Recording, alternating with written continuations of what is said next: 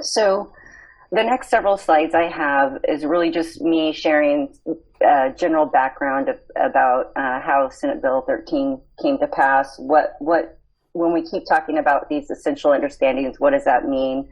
And how we're moving forward, how we got to where we're at right now, and then next steps moving forward. So as you can see on the screen, Senate Bill 13 did pass unanimously in 2017 and was signed into law in August. And this is pretty unique for states to pass this type of law unanimously. We've had sister states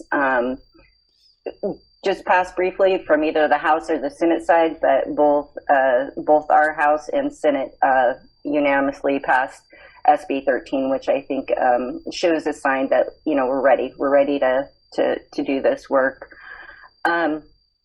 Another thing, we worked as soon as the law was passed. We did receive some funding to support the law. So in February of 2018, we hired Education Northwest to begin developing lesson plans. And so since then, we've been working with them to develop the lesson plans that when you get on our Oregon Department of Education Indian Ed Senate Bill 13 website, you'll be able to see many of those lessons passed. I just had a colleague of mine remind me that not only did it pass unanimously out of both the House and Senate, it was one of 3 bills that Governor Brown herself introduced into law. So that was another unique thing to note about the passing of Senate Bill 13.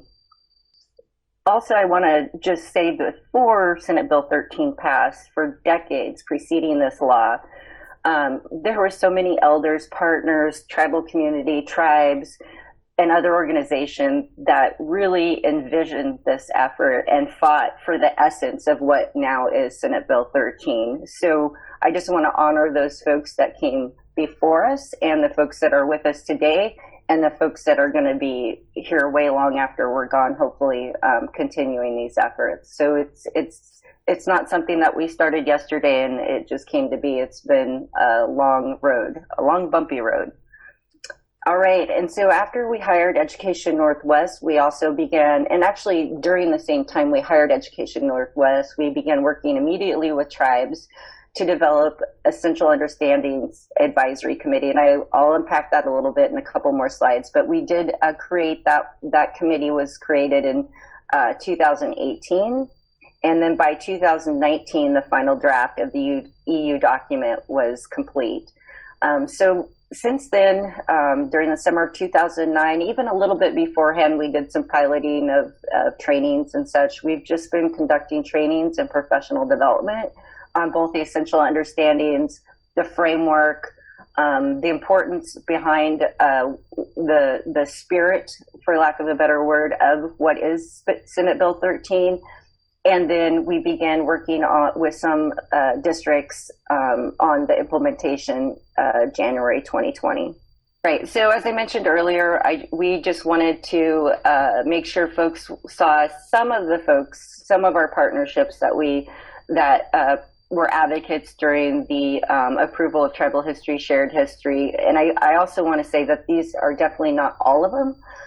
But all of these folks really came to support these efforts, whether it was at the legislature providing testimony, whether it was with funding or meeting with legislators or talking to districts about the importance of this work. And so just wanted to share that these are some of the folks that came together to make this happen. So we just want to send appreciation to all those that continue to support Indigenous curriculum, specifically at public school districts, classrooms.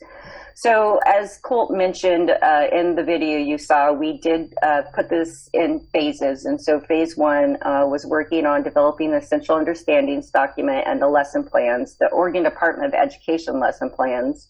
And I'll explain the difference between the Oregon Department of Education lesson plans and Oregon's 9 tribal local place-based lesson plans or unit plans. And so that was phase 1. And now we're kind of into phase 2 and it's overlapping into phase 3 right now. So we're working on professional development and training. And then phase 3 will be implementation. We did a soft rollout this last school year. And then ended up where we're at right now.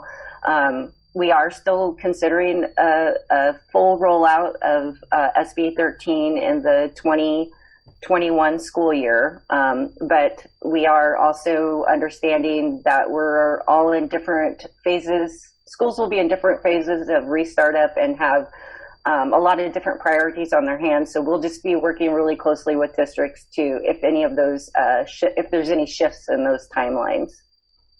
So, as I said just a minute ago, there has been some confusion between what we mean by the Oregon Department of Education lesson plans and what do we mean when we say tribal place-based lesson plans. So if you think about the Oregon Department of Education lesson plans at this 50,000 foot level, and they're tied really distinctly into the essential understandings, that's what we're referring to as the Oregon Department of Education lesson plans. So those lesson plans are what is mandated under Senate Bill 13.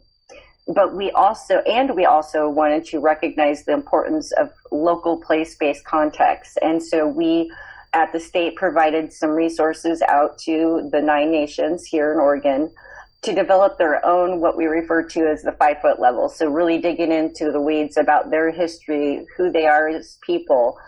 So as an example, one of the essential understandings is around lifeways. Well, if you look at the essential understanding lifeways context, it's going to be very broad and very high level. But as you're unpacking some of the local place-based lesson plans, they're going to get into what's the culture around some of their lifeways. What does that mean to them? And so that's the difference between the two.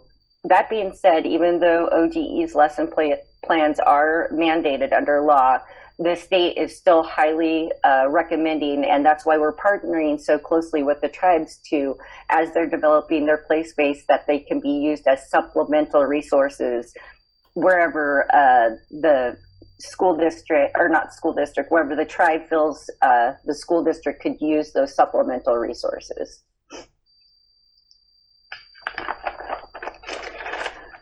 So I'm really excited about this essential understanding document. It was just, how can I say this?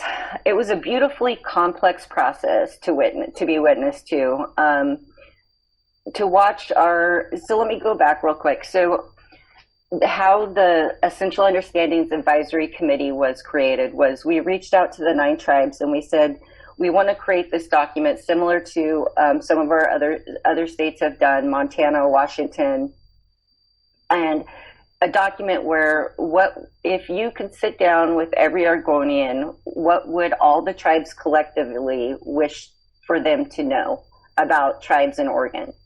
And so we reached out to the tribes. We said, can you send a representative or representatives? As I said earlier, we started that conversation in May of 2018.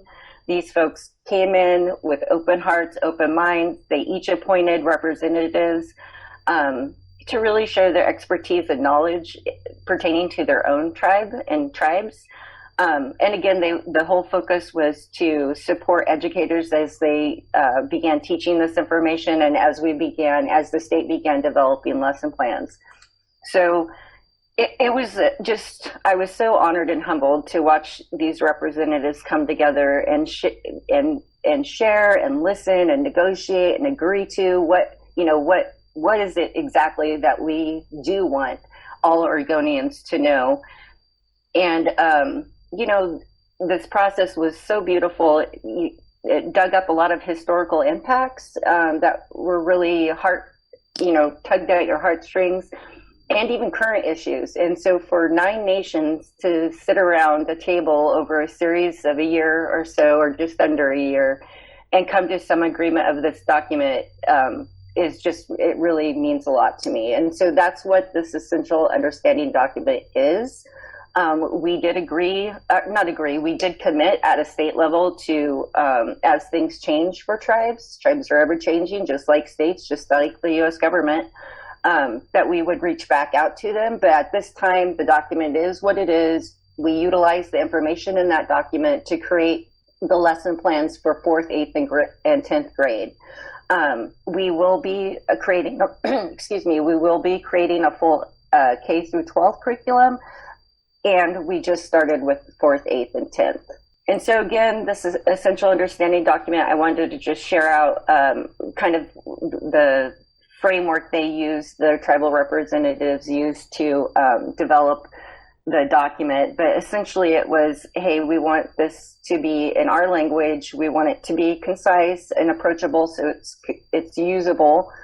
And they want each of the concepts to be essential. So what was critical, the most important truth that each of the tribes wanted to make sure that all Oregonians had, and respectful out to all tribes. And of course, again, it's at that 50,000 foot level.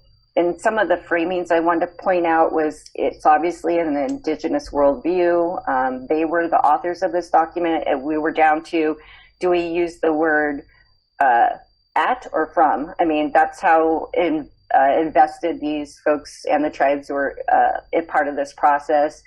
The other thing I really wanted to point out about this document is we really tried to be strength-based, because that's who we are as people, and that's who our students are, and that's who our Native Indigenous educators are. And so it was really important for us to be strength-based, but to also tell a whole story. And so it really is indigenously framed, the whole essential understanding document.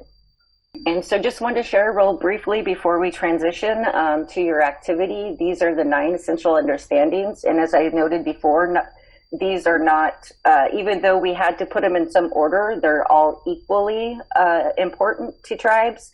And so if you can't see the screen very well, it's since time immemorial, sovereignty, tribal government, lifeways, treaties with the United States, genocide, federal policy and laws, language, identity, and history. And so those are the 9 essential understandings that help